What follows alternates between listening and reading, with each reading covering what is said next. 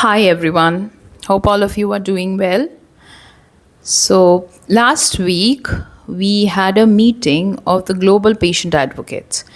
In 2021, a platform was created, an online platform. The initiative was primarily taken by the Netherlands IC Association, and ICI was also one of the collaborators. So, this online initiative was taken to bring together all the patient advocates who are working across the globe. So was a good opportunity for all of us to connect, and here we meet and we discuss about the problems, the specific problems of our country, as well as the global patient advocates, the global issues that patients are facing.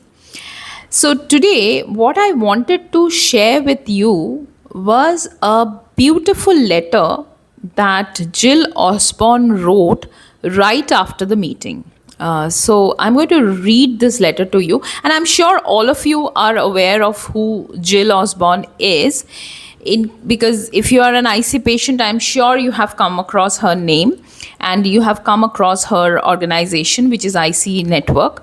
However, if you are not aware of Jill, then let me give a brief about her. She is the CEO and founder of Interstitial Cystitis Network. It is based out of US, and it is one of the largest IC patient groups in the world, and she has been working hard for last 30 years to for patient advocacy, to increase awareness about IC. She's working with doctors and pharma companies and researchers and everything, and she has been really working diligently to bring IC to the mainstream knowledge. So this letter, what she wrote, I want to read it out.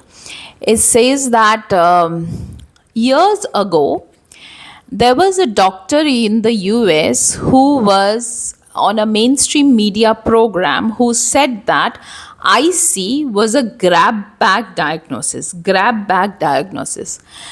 The implication being that it wasn't a real diagnosis, but rather a bag that clinicians could place patients with urinary symptoms in that they did not understand. We, the patient community, were outraged and spoke out aggressively against the program and doctor too for minimizing us. Well, here's the rub. He was right. IC is for the most part a vague diagnosis that provides little insight into underlying causation for this group as a whole. That's why phenotyping is so incredibly important to our members. Now, this grab bag diagnosis is something even I can relate to in the context of India.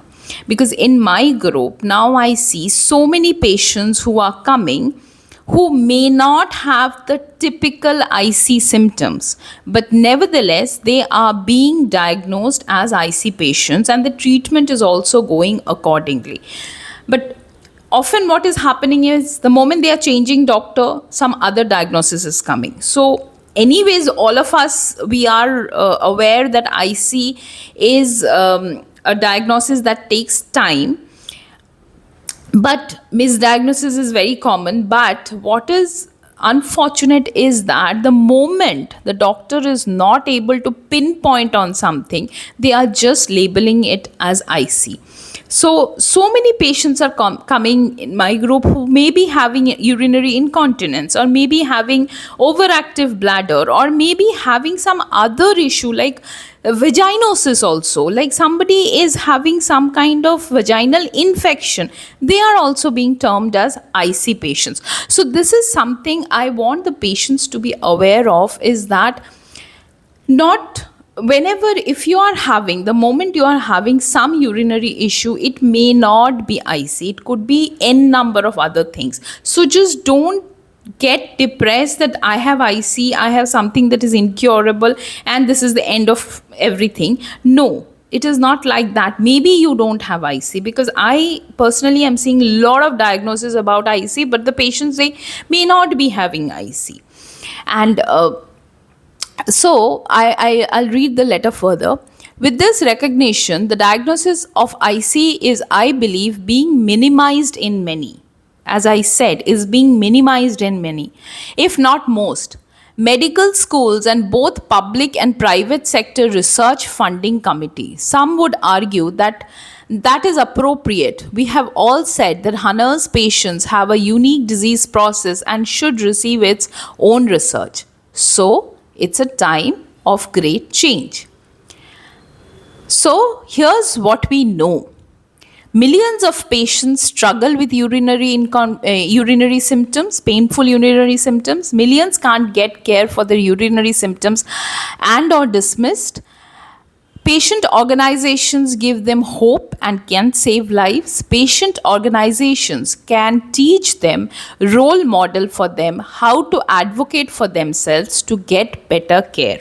This is another very important thing, that patient organizations can actually help you advocate for yourself. They can teach you how to, put your problem forward, how to not get dismissed by the medical fraternity. This is something that patient organizations are fighting for, and this is something, if not fully, but at least partially, we have achieved. So, if a top down, again, I'm reading the letter. So, if a top down approach isn't working, we must continue to use a bottom up approach. Patients have access to the doctors that we can't reach. We can use those millions of patients and social media as an educational and awareness vehicle. We can give these patients resources, guides, fact sheets, etc. to share.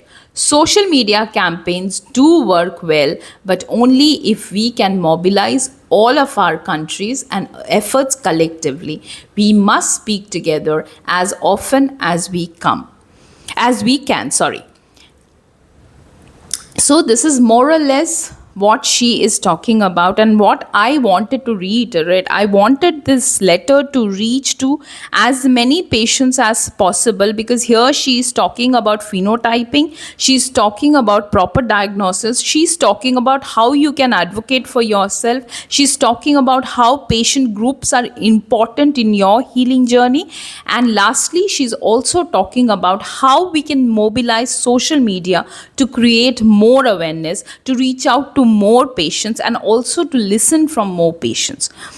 So I hope in new year, in 2026, we are at the end of, almost at the end of 2025. In 2026, I hope that patient groups all over the world, we are able to work harder, reach more patients, and at least find proper diagnosis for the patients, so that they do not have to run from pillar to post just to get a simple diagnosis. With this hope, I want to end this video. Thank you for listening. Really, thank you for listening. Thank you very much.